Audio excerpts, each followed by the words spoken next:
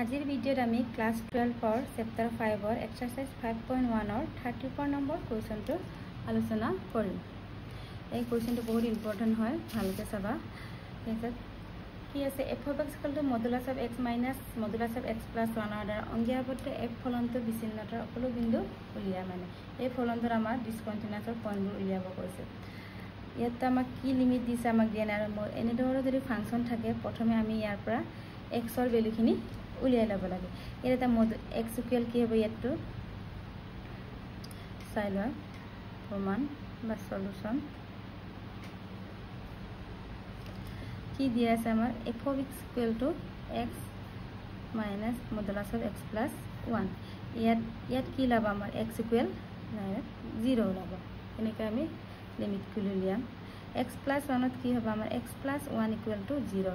x equal to কি হয় plus এফালে আমাৰ নিলে -1। এতিয়া চোৱাচোন আমাৰ সংখ্যা ৰেখাটো কি হয়, আমাৰ ইয়াত আমাৰ ইনফিনিটি থাকে, ইয়াত থাকে আমাৰ 0, ইয়াতো প্লাস ইনফিনিটি। এতিয়া -1টো ক'লৈ আহিব, আমাৰ ইয়ালৈ আহিব -1 এইটো।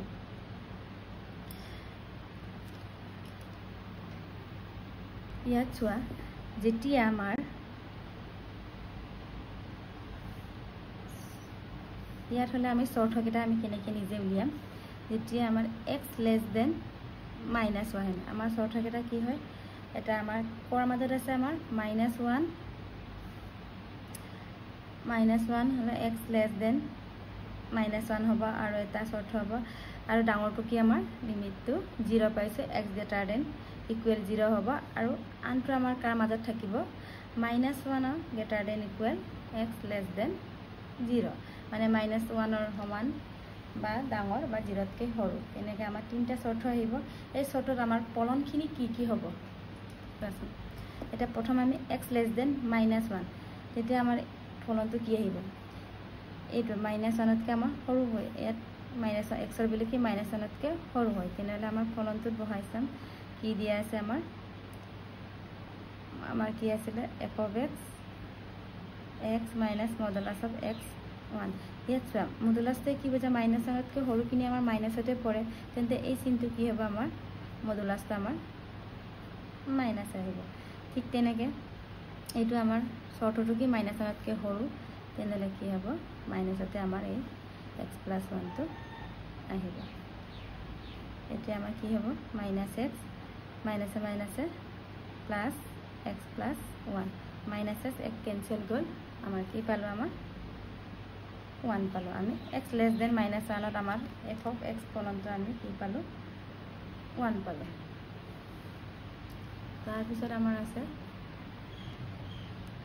নেক্সট অৰ্থটো x গ্ৰেটাৰ দেন ইকুৱেল 0, মানে আমাৰ কি -1তকৈ সৰু বুজায়, আৰু 0তকৈ ডাঙৰ বা সমান হ'লে আমাৰ ফলনটো কি হ'বগে, f of x modulus of xটো আমাৰ এইটো 0তকৈ ডাঙৰ, সদায় পজিটিভ ভ্যালু আহে।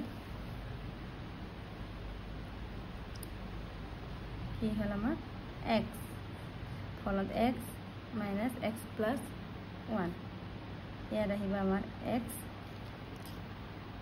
আৰু x plus 1টো মানে 0তকৈ ডাঙৰ বা ইকুৱেল হ'লে আমাৰ পজিটিভতে আহিব x plus 1। তেনে কি হ'ব x minus x মাইনাছে প্লাছে মাইনাছ, তেনেহ'লে x কেনসেল গ'ল, কিমান পালোঁ আমি -1 পালোঁ। ঠিক তেনেদৰে আমাৰ আৰু আনাদাৰ শৰ্তটো কি আছিলে, আমাৰ -1তকৈ ডাঙৰ বা সমান আৰু 0তকৈ সৰু এইটো। তেতিয়াহ'লে আমাৰ কি হ'ব ফলনটো f of x। এতিয়া কিছে -1তকৈ সৰু হ'লে আমাৰ ফলনটো প্ৰথমে লিখি ল'ম। এই মডুলাছটো কি হ'ব মাইনাছত আহিব, আৰু এইটো 0তকৈ সৰু হ'লেও আমাৰ কি আহিব, -x minus 1 হ'ব। তেনেহ'লে কি -x প্লাছ আছিলে, সৰি -x মাইনাছে প্লাছে -1 -x -2x -1 হয়। তেনেকৈ আমি ফলনখিনি উলিয়াই ল'ব লাগে। শর্ত কিন্তু কোনটো একে, সবৰ ক্ষেত্ৰতে মনত ৰাখিবা, এটা লেস দেন লেছ দেনত এটা থাকিব, গ্ৰেটাৰ দেন ইকুৱেলত এটা থাকিব, আৰু লেছ দেন ইকুৱেল আৰু লেছ দেনৰ মাজত এটা থাকিব আমাৰ চৰ্তখিনি। এতিয়া আমাৰ ফলনটো কেনেকৈ লিখিম আমি, এতিয়া এফ অফ এক্স ইকুৱেল আমি কি পালোঁ, যেতিয়া আমি 1 পাইছিলোঁ তেতিয়া কি আছিলে আমাৰ কণ্ডিশ্যনটি, যদি এক্স লেছ দেন -1ত আছিলে, আৰু -2x -1ত কি আছিলে আমাৰ -1 less than x less than 0, আৰু -1 যেতিয়া পাইছিলোঁ তেতিয়া কি আছিলে আমাৰ এক্স গ্ৰেটাৰ দেন 0। এনেকৈ আমি ফলনখিনি উলিয়াই ল'ব লাগে। তাৰপিছত আমি ইয়াত লিমিট কি পালোঁ, -1 আৰু 0ত আমাৰ কণ্টিনিউৱাছ হয় নে ডিছকণ্টিনিউৱাছ আমি দেখাব লাগে। প্ৰথম আমি কি কৰিম,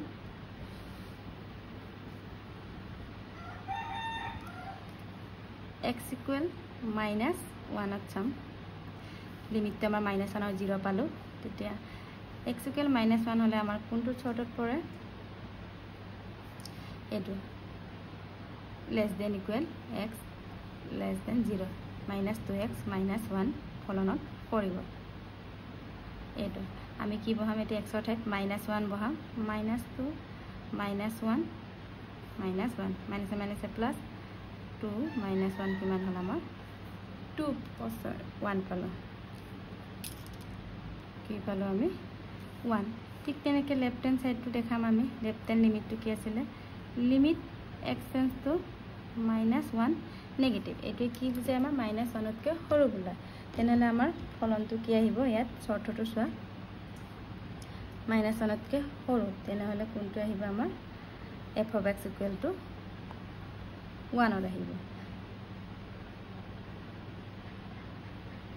1। তেন্তে ইয়াত আমি এক্সৰ লিমিট বহাব নোৱাৰোঁ কাৰণ ইয়াৰ এক্স নাই, তেনেহ'লে আমাৰ কি থাকিলে 1 থাকিলে।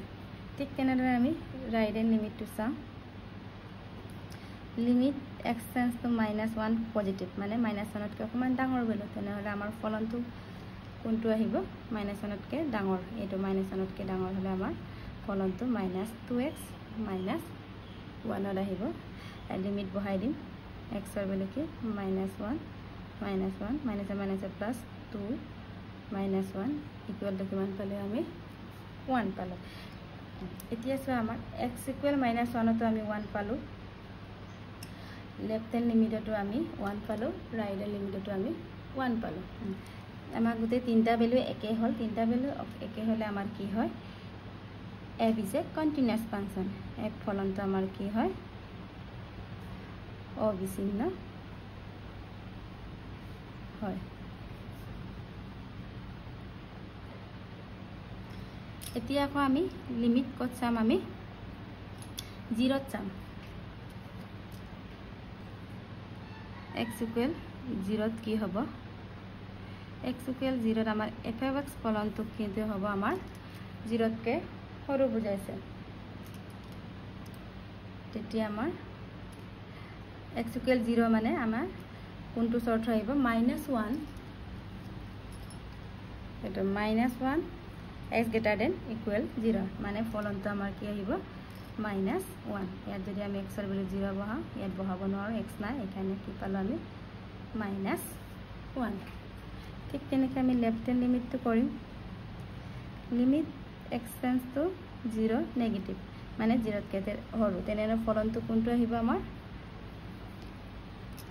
ফলনটো কোনটো আহিব চোৱা, আমাৰ 0তকৈ সৰু হ'লে আমাৰ দ্বিতীয় ফলনটো আহিব। দ্বিতীয় ফলনটোত আমাৰ কি আছে, 0তকৈ সৰু হ'লে আমাৰ ফলনটো -2x -1 হ'ব, -2x -1। ইয়াত এক্সৰ ভেলু আমি যদি 0 বহাওঁ, -2 × 0 0 -1 কিমান হ'ব, আমাৰ ৰিজাল্টটো আমি -1 পাম। ঠিক তেনেদৰে আমি ৰাইট হেণ্ড লিমিটটো চাওঁ, কি হ'ব, limit x tends to 0 plus হ'লে আমাৰ কোনটো চৰ্ত হ'ব, এইটো 0 প্লাছ মানে 0তকৈ ডাঙৰ হ'লে আমাৰ ফলনটো f of x equal to -1ত হ'ব।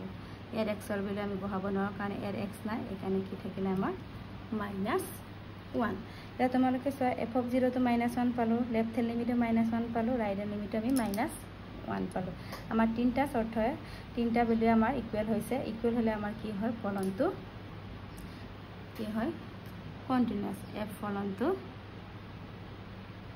অবিচ্ছিন্ন হয় আমাক কি কৈছিল কন্ডিশন কিবাটো বিচ্ছিন্নতা ডিসকন্টিনিউয়াছৰ পইণ্ট ওলাব কৈছে তেনেহলে আমাৰ ডিসকন্টিনিউয়াছৰ পইণ্ট নাই বিচ্ছিন্নতাৰ বিন্দু নাই এনেকৈ f ফলনটো বিচ্ছিন্ন